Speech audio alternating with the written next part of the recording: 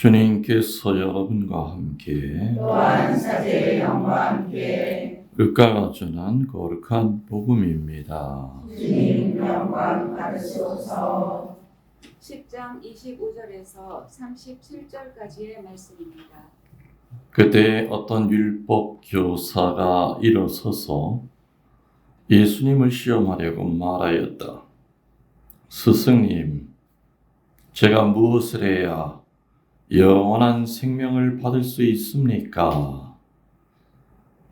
예수님께서 그에게 말씀하셨다.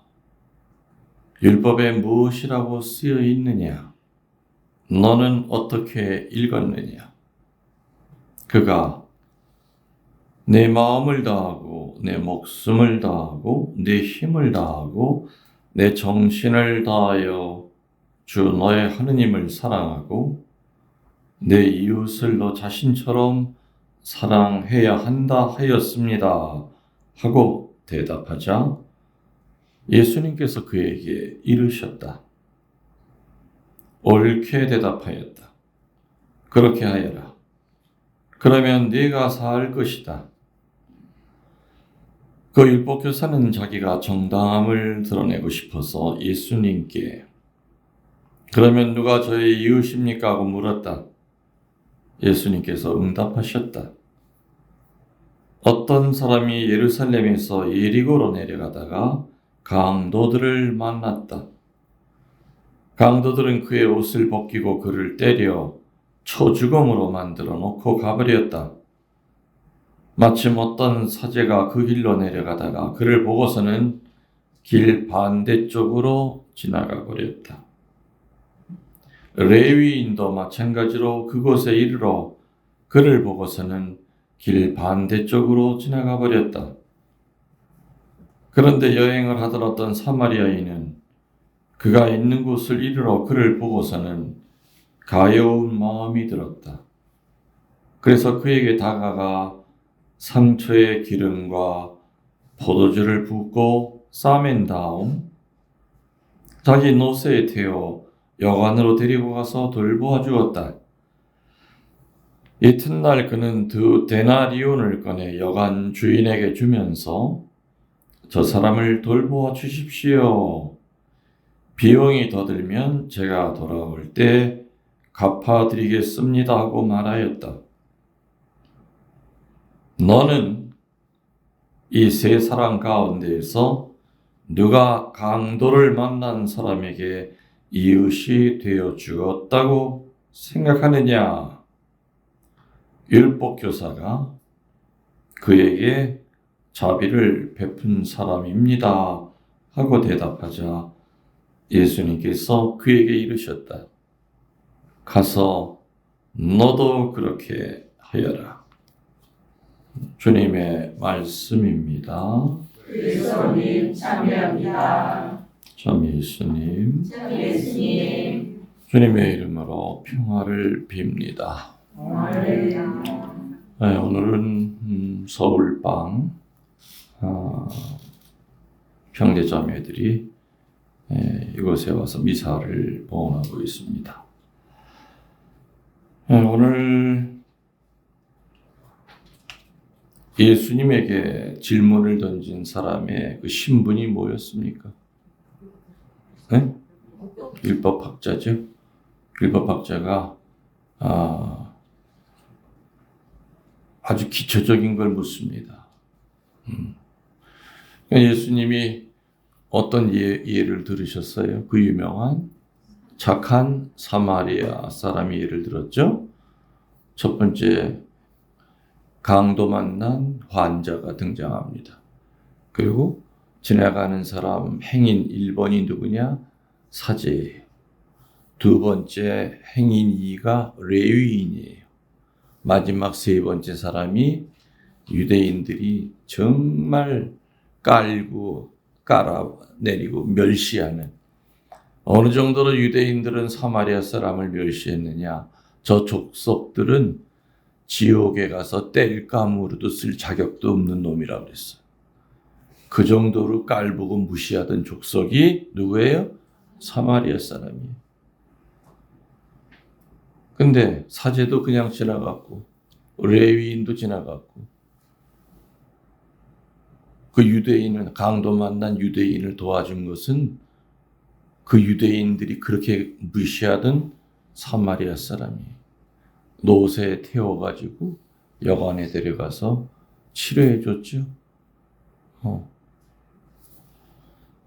자, 이런 기가 막힌 예화를 들어주고 난 다음에 율법학자한테 자, 네가 생각할 때 누가 너의 이 강도 맞는 사람의 이웃이 누구냐 그랬더니 뭐라 그래요? 율법학자는 찍소리도 못하고 그에게 뭐라 그래요? 자비를 베푼 사람입니다. 그래도 꼴에 끝까지 사마리아 사람 단어는 안 떠올려. 그죠? 자존심이 상하거든.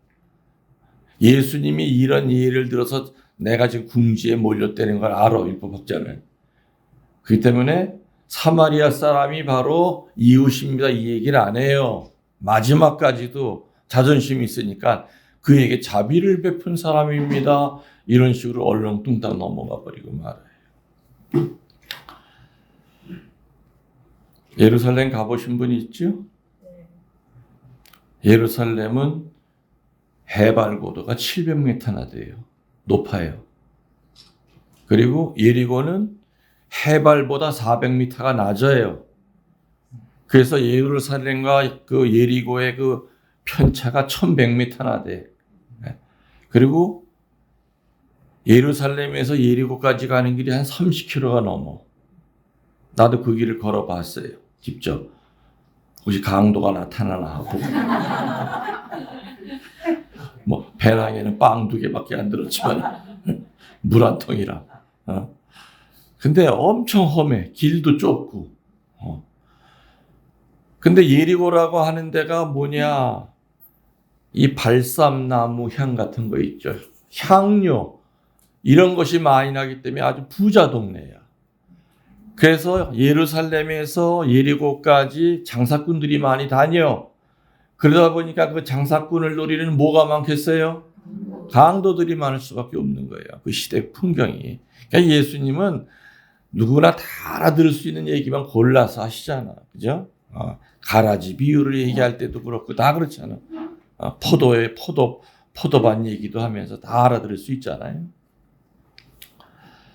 하여튼 강도의 기습이 잦은 곳이에요. 근데 한 여행하는 사람이 강도를 만나 돈 뺏기고 얼마나 많이 얻어 터졌겠어요. 다 죽게 되었죠. 자, 근데 그 곁에 사제라고 그랬지만은 그전 공동 번역에는 제사장이라고 나와요. 근데 원래 번역은 제사장이 더 맞아요. 제사장이 한 사람이 지나가는데 제사장은 뭐라 그래요? 딴 길로 일부러 저 앞에 환자가 꿈틀거리는 게 보여. 오히려 딴 길로 이렇게 돌아서 가요. 그 사람 직책이 뭐예요? 사랑을 전파해야 되는 제사장이야. 그 양심에 찔렸을까요? 안 찔렸을까요? 당연히 찔렸죠. 그 도와주고 싶었어. 죽었나 살아나 움직이는 거 보니까 살아는 있는데 도와주고 싶은데 갑자기 이놈의 성경 구절 하나가 눈에 딱 떠오르는 거예요. 민수기 19장 11절. 뭐라고 있냐? 시체에 몸이 닿은 사람은 7일 동안 부정하다. 또 뭐가 또 나오냐? 죽은 자를 만지면 성전에서 자기 차례로 돌아올 그 제사장의 직책을 수행할 수가 없어. 시체를 만진 제사장은, 피를 만진 제사장은 그게 민수기에 나온단 말이에요. 그 성서 구절이 갑자기 생각이 나는 거예요. 그 강도 만난 사람들 다 쓰려고 하니까. 그래서 이 제사장은 자기의 제사직을 잃어버릴 그 위험을 선택하지 않았어요. 옵션은 2개죠. 이 사람한테 가서 내 양심의 소리대로 도와줘야 된다. 또 하나는 저 사람 손을 만졌다가는 내일 모레 네가 제사장 해야 되는데 너 그거 못해. 그럼 네 명예가 손상이 돼. 에? 사람들이 또 뒤에서 이러쿵저러쿵 뒷말 되게 많을 거야. 저게 무슨 죄를 졌길래 저 인간이 제사장을 못하고 저렇게 빌빌 돌지? 오만 복잡한 생각이 머리를 휩싼 거지. 뭘 선택한 거예요? 다른 길을 선택한 거예요. 다시 말하면 이웃 사랑에 대한 그 강렬한 양심의 요구보다 의식상의 요구를 먼저 선택했어요. 이런 사람을 형식주의형 인간이라고 그래요. 뭐라고요? 형식주의형 인간.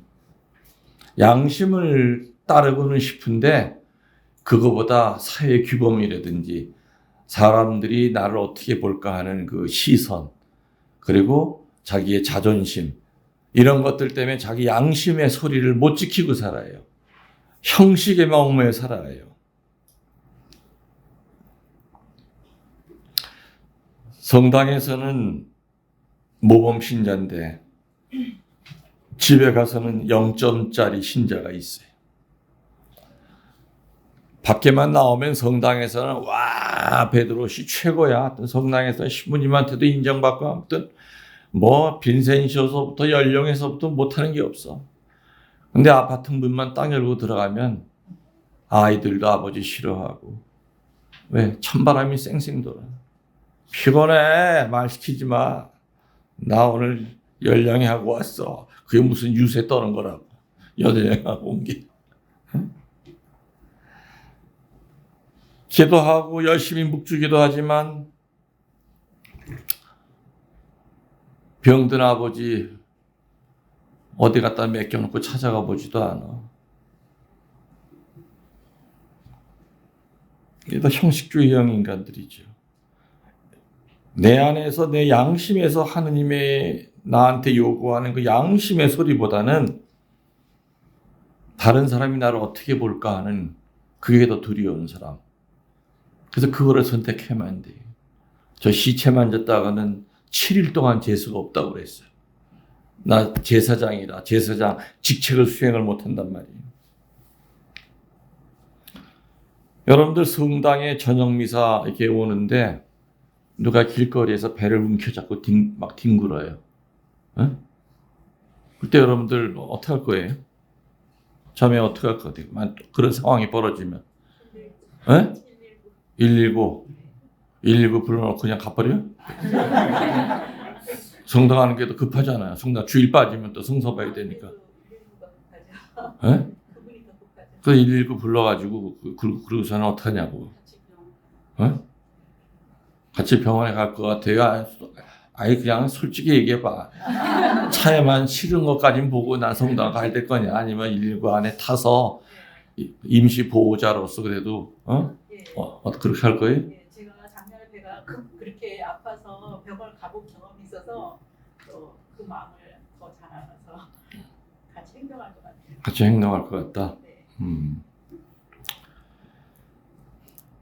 참 머리가 좋습니다.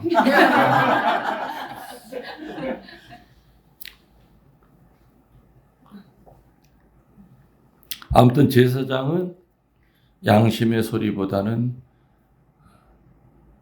자기 체면을 선택했던 이 형식주의형 인간이에요. 두 번째가 누가 지나갔다고 그랬죠? 레위. 레위라면은 이스라엘 백성 가운데서 되게 높은 위치에 있었던 특별한 그런 지파죠. 레위라면은. 근데 이 사람도 제사장처럼 똑같은 행동을 했죠. 돌보질 않았어요. 이 사람은 뭐 때문에 돌보질 않았느냐? 딱 보니까는 피가 범벅이 되어 있는 사람이 있는데 며칠 전 얘기가 생각이 난 거야. 왜? 며칠 전에 어떤 얘기 들었냐면은 강도가 돼지 피를 갖다 얼굴에다 묻히고 강도 당한 것처럼 이렇게 그냥 있다가 그냥 갑자기 그냥 칼을 들고 그래서 그 사람이 뺏겼다는 얘기를 그냥 귓소문으로 들었거든. 갑자기 그 생각이 난 거야. 저거 도둑놈 아니야 혹시? 나한테 칼 들이댈 거 아니야? 한마디로 위험을 무릅쓰면서까지 남을 도울 생각이 없었던 거예요. 이런 사람을 안전 제1형의 인간이라고 불러요. 안전한 게 최고다. 내가 왜 저걸 왜 건드려? 여러분들 집에 도둑이 들어왔을 때 주변 사람들 도움을 청하려면은 어떻게 해야 돼요? 소리 질러야 되잖아. 그죠? 근데 어떤 소리 질러? 도둑이야! 하면은 옆집 사람이 와줄 것 같아요? 안 와요. 자기 집 방문부터 먼저 걸어 잠가. 불이야! 하고 소리 질러야 불났대부터 다 나오지. 어? 여러분 솔직히 얘기해 생각해 보세요. 버스를 탔는데 지하철을 탔는데 소매치기가 칼날을 가지고서는 앞에 있는 사람의 주머니를 싹 비는 걸 봤어. 그리고 지갑을 탁 3인조로 되게 움직이잖아요. 한 사람은 가로막고 정신없이 만들고 옆에서 칼로 쫙 긁은 다음에 지갑을 탁 안주머니까지 탁 뜯어내잖아요. 그걸 앞에 앉아서 봤어. 에? 우리 형제가 바로 그 주인공이야. 그럴 때 팔 걷어붙이고 어떻게 한번 해볼 거예요? 못하겠지. 대개 반응은 두 가지예요. 갑자기 졸음이야.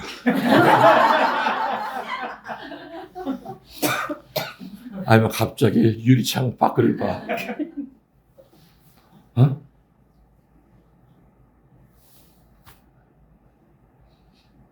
양심의 소리는 이 사람 도와야 된다. 이 소매치기들 잡아야 된다. 그렇지만은 내 안전 때문에 저놈이 나한테 면도칼로 그으면 어떻게 해? 그죠? 저놈들 주머니에 칼이 있으면 어떻게 해? 오늘 하필 재수없이 내가 이 자리에 왜 앉았지? 그래서 갑자기 그냥 졸음이 쏟아지기 시작하는 거예요. 이러한 안전 위주형의 인간은요, 이기주의를 낳습니다.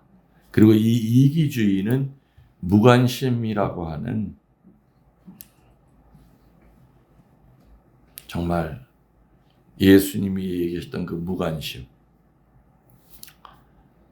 무관심이 뭐예요? 무관심은 죄가 아닌 것 같죠? 그죠? 근데 어떻게 해요? 예수님은 무관심의 죄는 지옥에 떨어지는 죄라고 그랬거든. 그 예를 들어서 예화 또 뭐 기억나세요? 무관심의 죄가 얼마나 큰 죄인지? 그렇지. 부자와 나자로 부잣집 문 앞에다가 거렁뱅이 나자로 데려다 놨잖아요. 동네 사람들이 부잣집 문 앞에 있으면 그래도 뭐 굶어 죽진 않을 거라고. 부자는 먹여 살렸어, 살리긴. 뭐 가지고? 유대인들의 부자는 고기를 먹고 난 다음에 식빵으로 기름을 닦아요. 지 손 닦고 버린 식빵 쪼가리 이렇게 버리거든? 그거 원래 개들이 먹는 거야. 근데 그거 모아가지고 문 앞에 있는 나자로 오늘 한 끼 먹어라. 그럼 얘기 살렸어. 그러면서 그 부자는 그 라자로 지나갈 때마다 얼마나 어깨에 힘을 줬겠어. 저놈은 내 덕에 살아. 응? 내 덕에 살아. 자, 근데 둘이 다 죽었어. 나자로는 아브라함 할아버지 품 안에 안겼죠. 천국에 가 있다 이거예요. 근데 부자는 어디가 있어요? 그 뜨거운 불 속에 들어가서 물 한 모금만. 부자가 지옥에 간 이유가 뭐예요? 부자가 지나다니면서 나자로를 두드려 팼어요? 발길질했어요? 아니잖아요.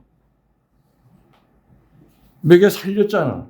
근데 부자는 왜 지옥에 갔냐 이거예요. 부자는 자신 있었거든. 저놈은 내 덕에 사니 주님 저 축복 주실 거죠? 내 한 놈을 먹여 살리고 있습니다. 부자가 지옥에 간 이유는 악행을 행했기 때문이 아니라 적극적인 선을 못 베풀었기 때문에 그래요. 그래서 성경 어디에도 착하게 살면 천당 간다는 말 없어요. 적극적인 선을 행해야 돼. 행동이 따르지 않는 믿음은 죽은 믿음이라고 그랬잖아요. 맞죠? 부자는 손 닦고 버린 기름때 묻은 그 식빵을 먹여 살리면서도 자기는 할 일을 다 했다고 생각했어요. 천당 갈 자격이 있다고 생각했어요. 이만큼 무관심의 죄라고 하는 것은 많은 경우에 무관심의 죄를 죄가 아닌 것처럼 느끼고 살아요. 이것도 내가 볼 땐 마귀 장난이에요. 멀리 떨어져 계신 내 아버지, 어머니, 아니면 산소에다 무덤 하나 만들어 놓고 몇 년 지나도 가보지도 않고 가족들이랑 놀러는 실컷 다니면서 해외여행 다니면서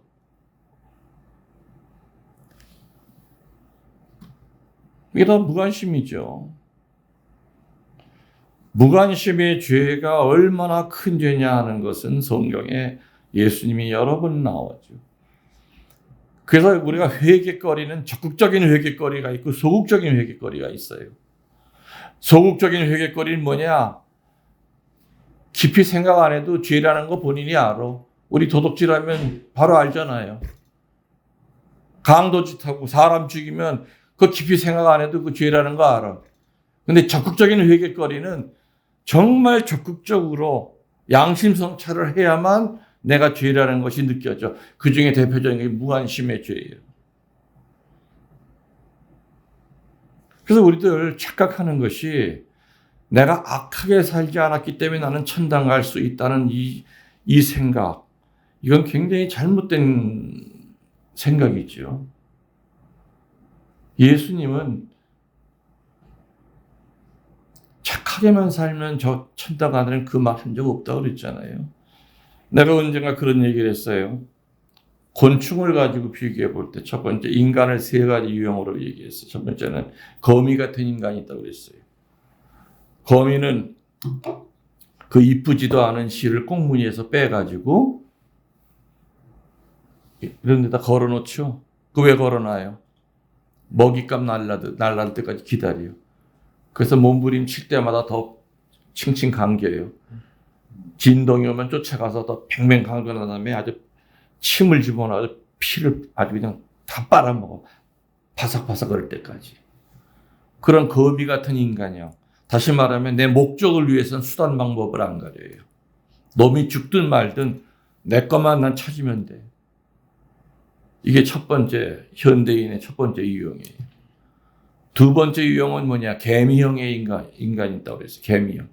개미는 뭐예요? 부지런하죠. 옆도 안 돌아봐요. 계속 왔다 갔다 해. 계속. 근데 이런 개미형의 인간이 바로 뭐냐? 무관심형의 인간이에요.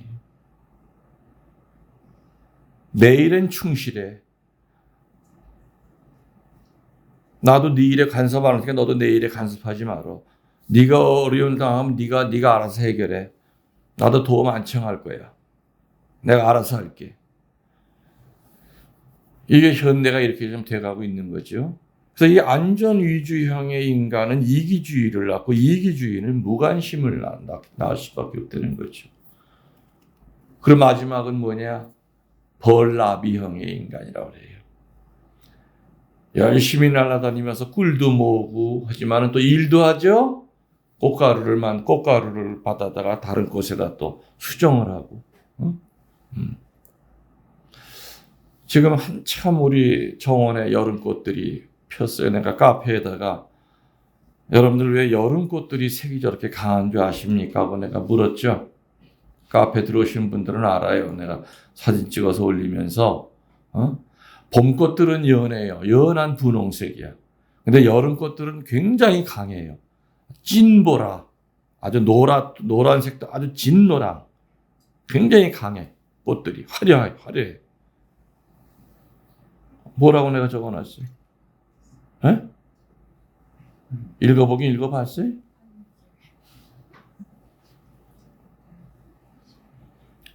앉아서 관찰을 해보니까 그거야. 다 이유가 있어. 여름에는 너무 더우니까 벌나비가 활동이 약해요. 그래서 어떻게든지 강한 색깔을 표현해야만 얘네들이 그걸 보고 찾아오는 거예요. 더 진한 색을 보고. 결국엔 그게 뭐예요? 벌나비가 생명이 아니라는 얘기야. 색을 볼 줄 안다는 얘기예요.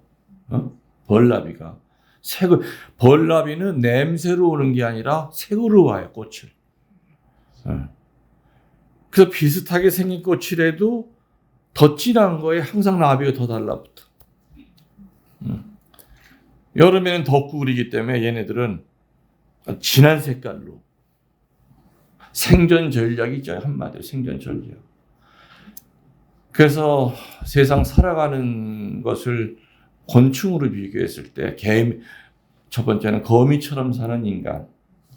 수단 방법 가리지 않고 목적 달성하는 인간. 두 번째는 뭐예요? 개미. 아까 우리 형제 앞에서 소매치기 당하면 코 오는 것처럼 내가 안전하면 돼. 레위인이 저거 혹시 저 강도 아니야? 저거 아이 여신도 하지 말자. 내가 며칠 전에 들었어. 그런 인간일 수도 있어. 안전형의 인간.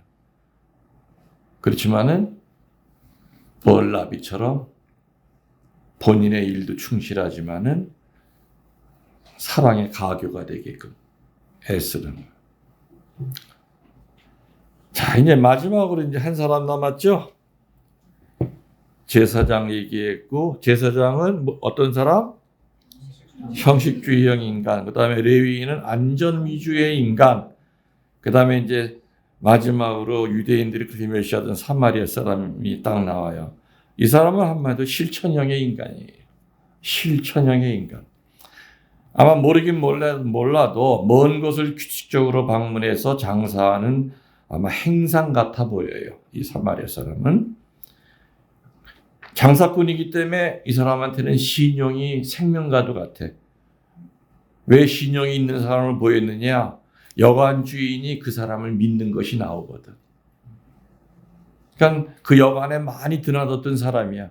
돈이 없고 내 다음에 갖다 줄게요 했을 때도 한 번도 어긴 적이 없던 사람이야. 신용 하나로 사는 사람이 바로 사마리아 사람이라는 것이 불과 몇 줄 안 되지만 거기 나와요.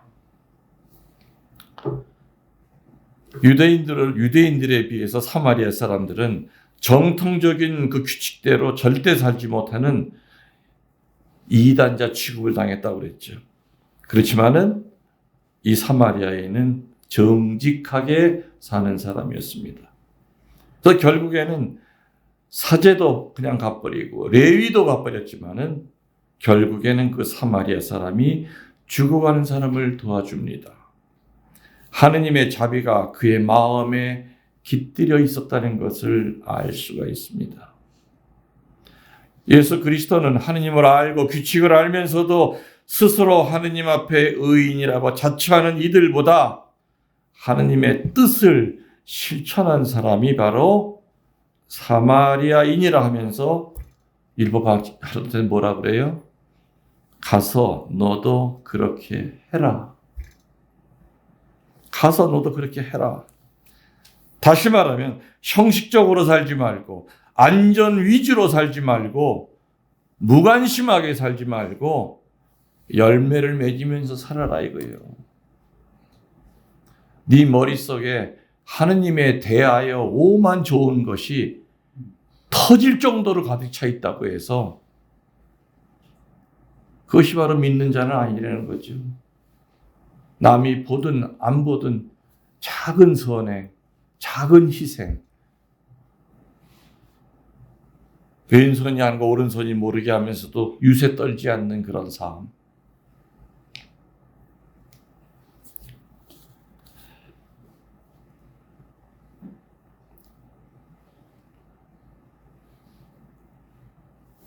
우리의 그 구세사는 보편적인 구세사가 있죠. 그 보편적인 구세사 안에는 세례 안 받은 사람들 그 안에 들어가요.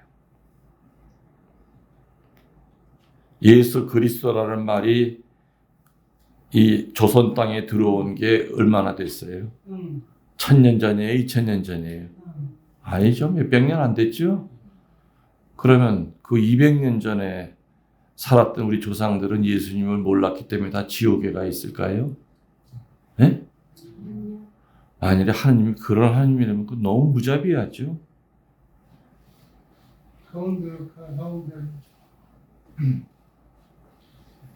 명동성당에 가 명동 길 걸어가면은 그 개신교 신자들이 간판 같은 거 목에다 걸고 나팔 불면서 거기 뭐라고 써 있어요?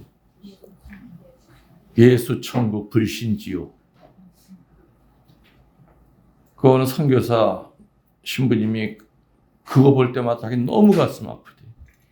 만일에 불교 신자들이 저걸 보면은 얼마나 상처를 크게 받을까. 부처님 믿으면서 열심히 착하게 살고 있는데 에? 지옥 간다 이거야. 어? 그거 메고 다니는 그 인간이 지옥 가. 상처 주고 다 살기 때문에.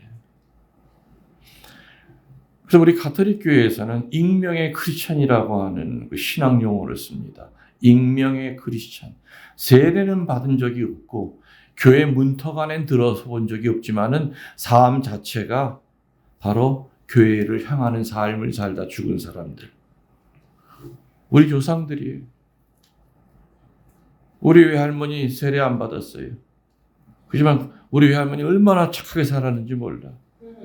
거지들 다 밥해 먹이고 겨울 되면 좀 너무너무 성당 다니는 사람보다 훨씬 더 착하게 살았어요. 그럼 세례 안 받은 우리 할머니 지옥 가 있겠느냐 이거예요. 아니죠. 그런 하느님이라면 우리가 믿을 필요 없어요. 그렇게 뱃내 콧근육 같은 하느님이라면. 사마리아인은 먹고 사는 게 바쁘기 때문에 율법 지키기가 힘들어. 그렇지만은 누구보다도 오늘 예수님이 표현하신 것처럼 마음을 다하고 행동을 다하고 네 정신을 다해서 사랑을 실천하려고 하는 바로 익명의 크리스천이었던 거죠. 우리들은 이웃사랑의 실천을 단순히 동정을 느끼는 것에 그쳐서는 안 됩니다. 사제도 그 아픈 사람 보고 동정심 가졌었죠. 레위인도 가졌어요. 누구나 다 가져요. 소매치기 하는 사람 보고 아이고 저 사람 도와줘야 되는데 수십 명이 다 그거 보고 있어 다 갖고 있어요. 그러면 그 중에 보면은 유튜브에 가끔 보면은 한 사람이 제압하잖아. 소리 지르고 여러 사람이 때려잡잖아. 제사장 레위인도 상처 입고 죽어가는 사람에 대하여 연민과 동정을 느꼈지만은 동정이 참된 동정으로 살아나기 위해서는 행동으로 드러나야 되는 거죠. 이것이 바로 하느님이 원하시는 바죠. 사마리아인이 그랬듯이 너도 가서 그렇게 하라 하고 율법학자한테 일침을 놓습니다. 아까 얘기했듯이 사마리아인이 자비를 베풀었습니다. 말 안 했다고 그랬어요. 그러니까 예수님은 참 네 굳은 마음이 언제야 깨지겠느냐. 또 예수님도 사마리아인이 그랬던 것처럼 너도 가서 그렇게 하라고 하질 않아요. 가서 너도 그렇게 하라. 주어가 빠져요. 그 유명한 야고보서 2장 17절.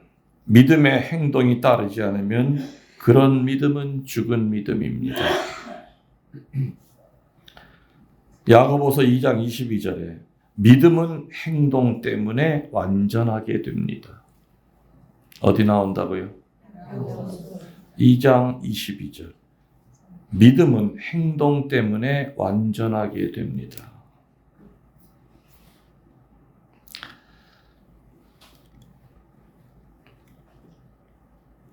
아무리 여러분들이 피정을 많이 다녀도 김웅년 신부 유튜브 강론 옛날 CD 테이프 강론을 달달달 외우고 있다 한들 열매를 맺지 못하면 그건 문어처럼 머리만 커지는 거예요.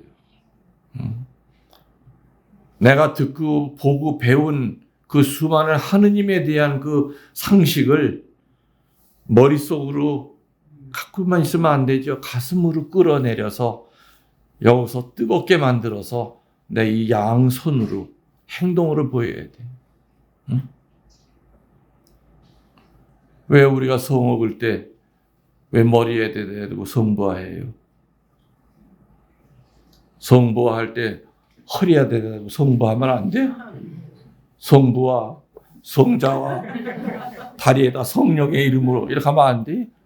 성부할 때 이마에다 대고 성부와 가슴에 대고 성자와 양 어깨에 대고 성령의 이름으로 하잖아요. 머리로 들은 것을 가슴으로 끌어내려서 네 의지로 죽을 때까지 밀고 나가라 그 뜻이에요.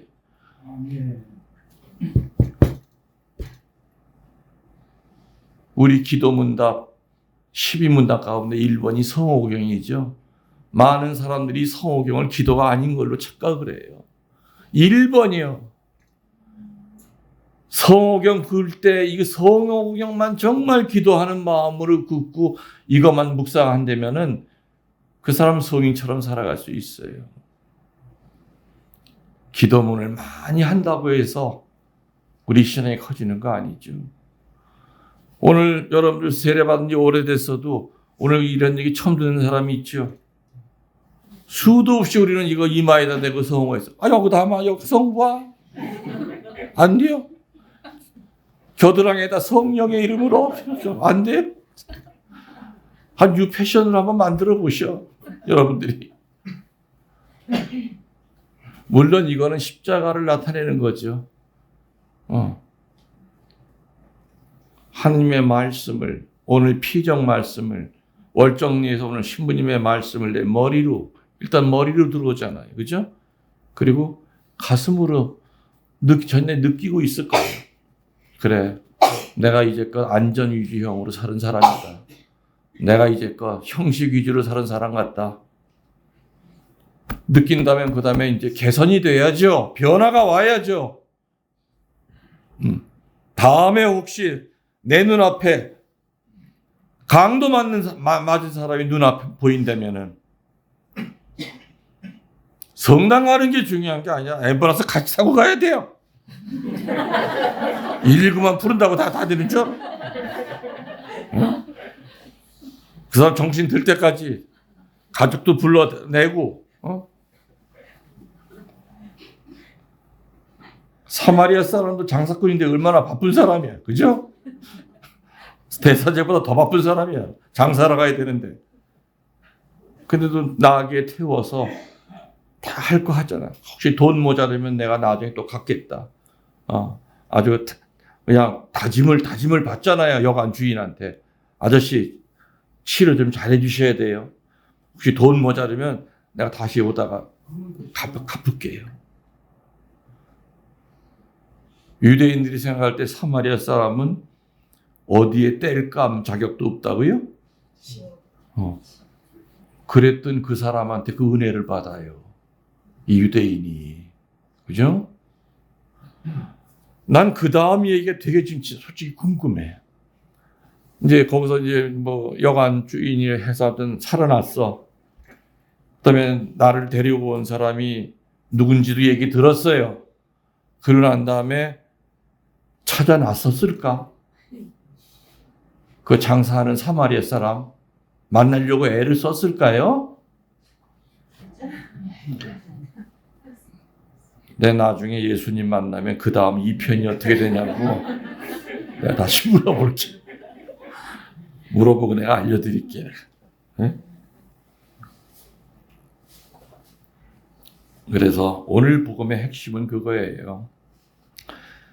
성경에 하느님과 이웃 사랑하라는 얘기는 사랑에 대한 이야기는 구약이고 신약이고 너무 많이 나와요. 그렇지만 그거는 아는 게 중요한 것이 아니라 이 사마리아 사람처럼 그래서 형식적으로 살지 말고 인간 위주로 안전 위주로 살지 말고 무관심하게 살지 말고 열매 맺어라. 그래서 나는 항상 피정 끝나고 나서 피정 때 그냥 막 그냥 뭐 피정 여러분 피정 내 피정 받아봤죠? 없나? 받아볼. 아니 갑자기 내가 이상해지. 왜 태구가 없어? 피정 때 얼마나 뜨거워, 그렇죠? 그냥 그 뜨겁게 받고 그래 오늘 신문인데 난 항상 그러거든. 오늘 들은 얘기 중에서 하나만 실천하려고 애쓰세요. 그리고 반드시 열매를 맺어야 됩니다. 그리고 앞으로 일주일 동안 침묵하세요. 그리고 성경 읽으세요. 오늘 받은 은혜 마귀가 흩어뜨리려고 수단 방법 가리지 않고 예상치도 못했던 사람한테 도전을 받을 겁니다. 그럴 때마다 같이 대들지 말고 그냥 겸손하게 무조건 잘못했다고 하세요. 그 얘기 하죠 항상. 아무리 피정을 많이 들어도 열매를 맺지 못하면은 그건 죽은 믿음이지요. 죽은 믿음이에요. 그래서 물론 그 불의에 내가 맞선다고 하는 것은 굉장한 용기가 필요하죠. 용기가 필요해요. 언젠가든 얘기를 했는 적이 아마 있을 겁니다. 잘 얘기는 안 하지만은 그 한 가지 얘기만 할게요. 글쎄 내가 지금 나한테 그런 똑같은 일이 벌어진다면 내가 할 수 있을까? 글쎄 할 수도 있을 것 같고.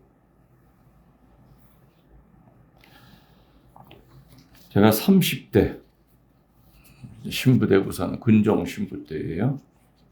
군종 신부대인데 간호장교가 있었어요.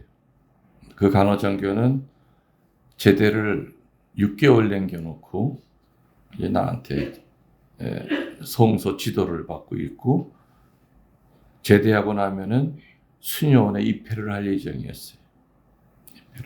그래서 항상 일요일마다 군인성당에 와서 꽃꽂이도 하고 나한테 풍금도 배우고 이러면서 수녀원 갈 준비를 하고 있던 대위였어요.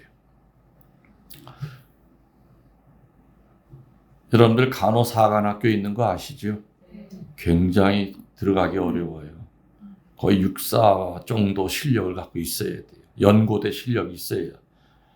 옛날에 간호장교들은 그냥 주사 한 대만 놓으면 소위 계급장 달고 월남전 가고 그랬지만은 차원이 달라 이 사람은. 집은 가난하고 그래서 하여튼 그냥 육사처럼 그냥 4년 무료 그리고 의무 복무 3년 그거 하고 나면 이제 자유로워지는 거야. 더 남아 있을 수도 있고 이 사람은 이제 수녀원 갈 생각이 있었는데 그때가 80년대 초반이니까 무슨 시절입니까? 전두환 시절이에요. 그때는 군대에서 제일 권력자가 보안대였어요. 보안대. 중령이 별 둘을 마음대로 펜떼가지고 떨어뜨릴 수도 있고 하극상의 시대였어요. 보안대 하면 아주 뭐 다 절절매던 그런 시절이었어요. 사단의 보안대장이면 중령입니다. 근데 그 보안대장이 우리 간호장교의 그 직송상관 소령 걔랑 둘이서 짜고서는 얘를 데리고 속초를 넘어가서 술을 먹인 다음에 성폭행을 했어요. 강간을 했어요. 폭행 강간을 해서 수녀원 들어갔어요. 이 자매는 정말 그때 당시는 그냥 혼자 자살해버리면 그냥 끝나는 시절이었어요. 그 권력이 워낙 세기 때문에. 이 자매는 속초에서 그런 일을 당하고서는 택시를 집어타고 한계령까지 올라와서 자살하려고 몇 번을 시도했는데 너무 억울하더래. 내 인생이 이렇게 끝난다는 게. 그 후에 직속상관 걔는 진급하려고 보안대장한테 잘 보이려고 상납한 거예요. 지 부하를. 지는 그렇게 해서 거기까지 올라왔기 때문에 몸 팔아서. 그래서 얘가 너무 억울해가지고 맨발로 한계령에서 내가 있는 강원도 원통 걸어서 새벽 4시에 왔어요. 이 얘기를 들어보니까 이게 보통 문제가 아니잖아요. 그래서 아무튼 뭐 사연이 긴데,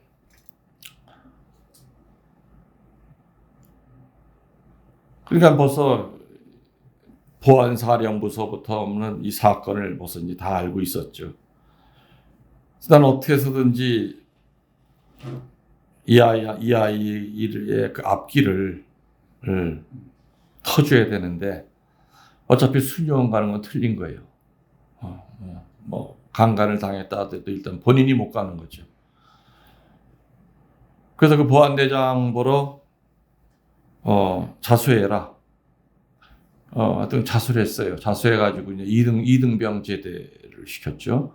그리고 이제 상납했던 간호부장도 또 이등병 제대 시키고, 그때 그 메시인데 야전병원이었는데 거기 병원장 그건 의사인데 그 사람 이제 감봉 처분해가지고, 아무튼 전두환이한테까지 보고가 된 사건이었어요. 그 당시 보안대 생긴 이래로 현역 보안대장이 이등병 제대한 건 처음 있었던 일이래요. 근데 그 이등병 제대시킨 게 누구예요? 천주교 사제예요. 그러니까 지들이 한 것은 겉으로는 뭐 보안사령관이 와서 사과하고 그랬지만은, 이제 그 다음부터가 이제 나를 잡기 위해서 작전을 벌였어. 간첩을 잡는 규모로 작전을 핀 거예요. 그래서 우리 성당 다니는 군인 신자들을 매수해가지고 소설을 쓰게 했어요. 내가 어느 여자랑 모텔에서 나온다. 사인까지 다. 5개 항목이 왔습니다. 첫 번째, 상가를 보고 경례를 잘 안 한다.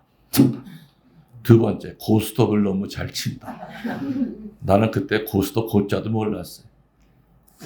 그때 내가 또 첫 번째 성당을 짓고 있었어요. 군인 성당. 그때 우리 어머니가 식복사를 좀 하고 계셨는데, 그 친모가 건축비 빼내가고 있다. 그리고 네 번째가 어느 모텔에서 여자랑 나오는 거를 봤다면서 본 사람 이름이랑 사인까지 하는 거예요. 그러니까 나를 부대에서 군복을 베끼는 게 목적이 아니라 아주 사제직을 못하게 만드는 그 작전이었어요. 아무튼 그래도 그냥 계속 전 싸웠습니다. 싸워가지고 결국에는 저는 말뚝을 박았었는데, 장기를 했었는데 그냥 소령으로 예편을 하고 청주교구로 다시 들어왔더니, 그 당시 주교님이 이제 돌아가신 정진석 추기경이었어요. 주교님 앞에도 그 서류가 왔더라고요. 이런 이유로 이 신부 자격이 없으니까 뭐 그런 시기. 나 앞으로 외국으로 좀 몇 년 정권 바뀔 때까지 나가 있으면 안 좋겠느냐. 내가 잘못한 것도 없는데 왜 나갑니까? 자기 꽃동네 가 있겠다고 그랬어요. 그래서 꽃동네 가게 된 이유가 그것 때문에 가게 된 거예요. 그래서 오홍진 신부님이랑 처음 같이 살게 된 거죠. 꽃동네에서. 물론 그 장교는 제대하고서는 이제 뭐 시집을 가서 뭐 대구에서 잘 살고는 있지만은 그 상처가 그렇게 쉽게 지워지겠습니까?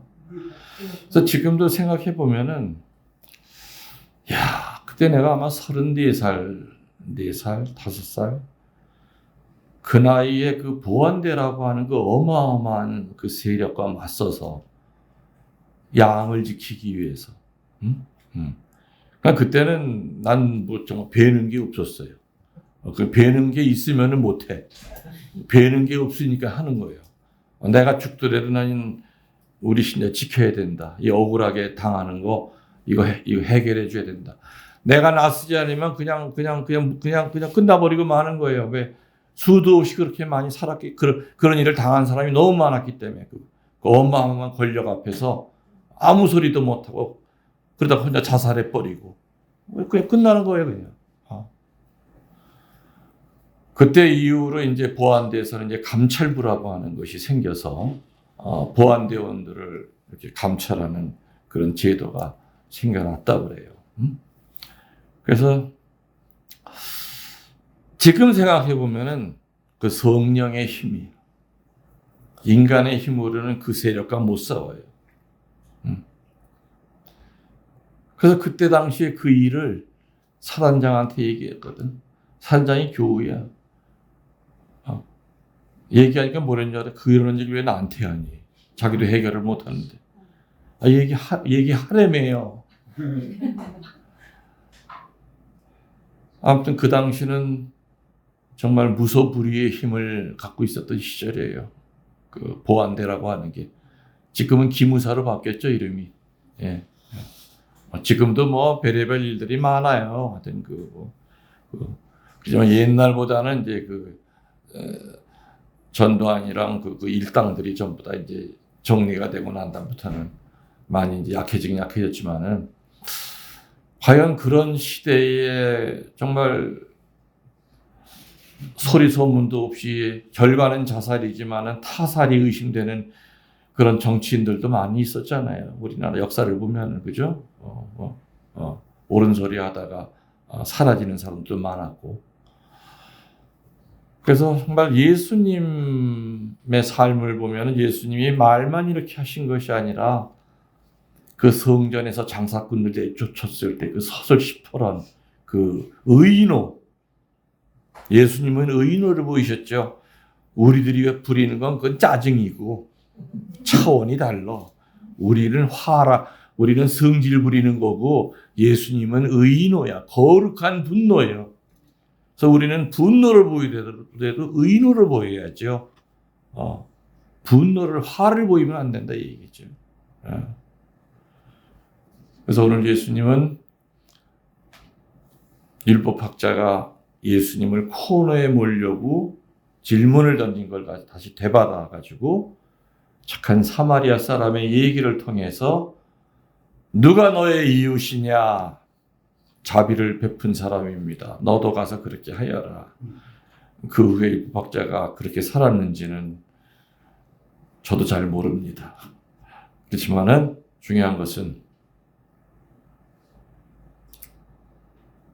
하느님의 말씀을 듣는 것, 하느님에 대하여 아는 게 중요한 것이 아니라 하느님처럼 살아야 된다는 거죠. 예수님처럼 살아야 된다는 거죠.